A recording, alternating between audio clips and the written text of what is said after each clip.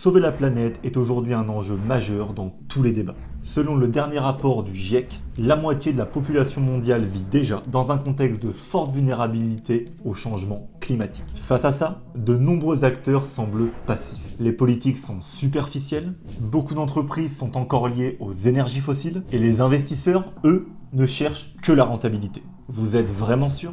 2008. En voici une année qui a marqué le début d'une nouvelle ère. La crise des subprimes a poussé les gens à chercher plus de sens et d'éthique. Une question essentielle se pose alors. Est-ce les investisseurs qui se détournent de la rentabilité ou la rentabilité qui change de camp ? Aujourd'hui, les projets verts se multiplient. Les startups à impact environnemental apparaissent de partout et tout ça, ce sont des opportunités qui se développent tout autour de nous. La finance verte existe-t-elle vraiment ? Comment pouvez-vous investir tout en contribuant à un avenir meilleur ?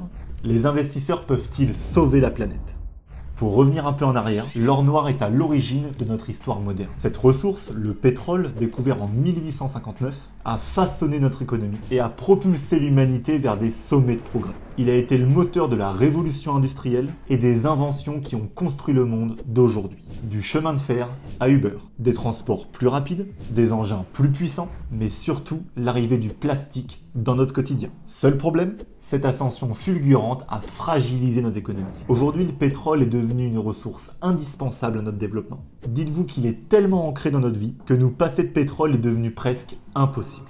Une date va dévoiler au grand jour cette maudite dépendance. 1973. Les chocs pétroliers l'ont très bien montré. Ils ont révélé notre vulnérabilité en secouant notre économie mondiale avec des périodes de récession. C'est lorsque l'économie et la croissance ralentissent. En clair, c'est l'un des pires scénarios possibles, mais aussi des vagues d'inflation très importantes, jusqu'à plafonner à 14% en 1980. C'est un détail essentiel, on y reviendra plus tard. Inflation. C'est justement un mot qui est revenu dans notre quotidien depuis quelques temps. C'est la perte de pouvoir d'achat au fil du temps. Pour autant, est-ce que les chocs pétroliers nous ont permis de comprendre et surtout de réduire notre dépendance au pétrole ? Eh bien, pas vraiment. La période d'inflation que nous vivons depuis début 2022 et qui ne fait que commencer a été notamment engendrée par la guerre en Ukraine. Du fait de son agression, la plupart des pays, principalement européens, ont commencé à boycotter le gaz russe pour manifester leur soutien à l'Ukraine. Tous les secteurs économiques ayant besoin d'énergie pour fonctionner ont bien sûr dû augmenter leur prix et l'inflation a donc gagné toute l'économie. Vous vous souvenez de ce qu'on a dit juste avant ? En réalité, cette vague d'inflation montre que nous sommes dans une situation similaire au choc pétrolier. Si vous ne deviez retenir qu'une chose, c'est qu'on est peut-être à l'aube d'une nouvelle ère. Depuis 2010, on assiste à un changement dans le monde de l'investissement. Notre économie pétrolière s'affaiblit face aux mentalités qui évoluent. Changement climatique, évolution démographique, conflits internationaux, notre économie est devenue plus complexe que jamais. Les personnes ont pris conscience que l'avenir n'est pas acquis et que pour évoluer dans un futur florissant et en paix, il faut agir maintenant. Et justement, les technologies vertes qui étaient considérées par le passé comme de nobles causes mais vouées à l'échec sont devenues des initiatives rentables et convoitées. Pour vous donner un exemple, quand Total a fait 70% de gains sur 5 ans, le fonds vert Nordea a fait 80% sur le même temps.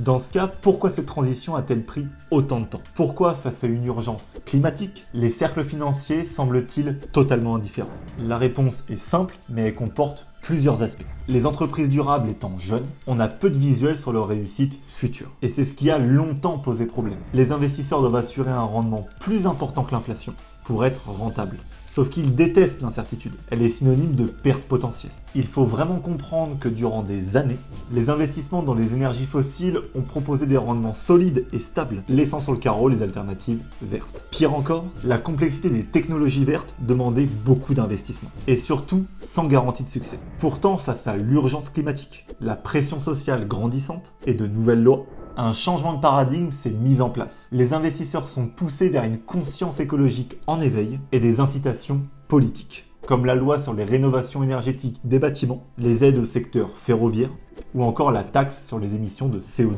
Les individus commencent à voir au-delà de la rentabilité immédiate. Ces nouveaux projets promettent non seulement des retours financiers, mais aussi un impact positif pour notre planète. On va donc maintenant pouvoir comprendre pourquoi les investisseurs ont effectivement le pouvoir de sauver la planète.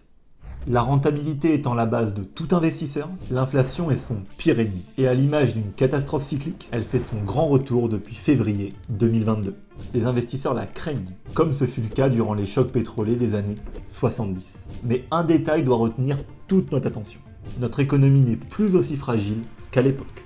On est aujourd'hui dans un contexte bien plus favorable pour la combattre. En période d'inflation, les investisseurs cherchent des placements à haut rendement afin de conserver leur capital. Mais là où, par le passé, ils ne pouvaient se tourner que vers les projets pétroliers, aujourd'hui ils ont la possibilité de se tourner vers des projets durables. Et il en existe pour tous les goûts. Des placements dédiés à l'eau, aux énergies vertes, au traitement des déchets et même au bois. Couplé à une prise de conscience collective depuis 2015, les investisseurs ont un choix simple. Investir dans les projets pétroliers afin de combattre l'inflation, mais en acceptant de brûler leur avenir, ou bien investir dans des projets durables afin de protéger à la fois leur capital et l'avenir de leurs enfants. Mais il y a une ironie dans tout ça. Là où les chocs pétroliers ont été la cause de l'inflation par le passé, les projets verts semblent aujourd'hui en être la solution. L'inflation stimule désormais un mouvement qui va vers une économie plus durable sans faire impasse sur la rentabilité. Au-delà de tout ce que je viens de vous dire, il y a un élément fondamental qu'on n'a pas encore abordé. Une réponse si évidente à tout ça que personne n'y pense. Si les investisseurs se tournent aujourd'hui vers une économie plus durable, ce n'est pas uniquement par choix. L'enjeu est en réalité bien plus important que ça. Parce que n'oubliez jamais, investir c'est pas seulement chercher de la rentabilité. Investir c'est croire en l'avenir. Et sans avenir, l'investissement ne sert plus à rien. Et c'est justement cette logique élémentaire qui pousse aujourd'hui les investisseurs vers les projets de demain. Parce que si aujourd'hui n'existe plus, l'investissement de demain ne vaut plus rien.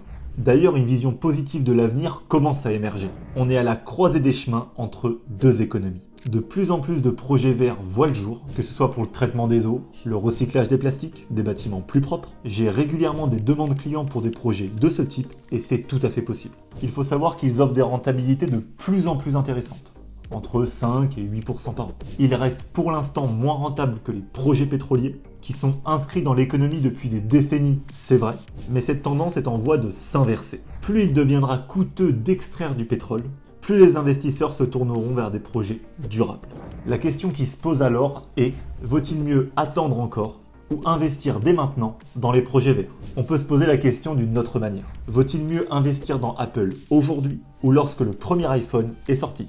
Pour autant, avec la multitude de projets innovants qui sont à la fois rentables et en phase avec l'économie de demain, il est fondamental de commencer à s'y intéresser. Surtout qu'ils offrent une protection contre l'inflation, tout en préservant notre futur. C'est donc pour toutes ces raisons qu'on se doit d'investir en demain. Et ça tombe bien, si vous souhaitez sauter le pas mais que vous ne savez pas par où commencer, moi c'est Ludovic, conseiller en investissement agréé par l'Orias, et je vous propose de faire un point ensemble pour créer la stratégie qui répondra à vos objectifs. L'audit est offert, lien en description, à très bientôt.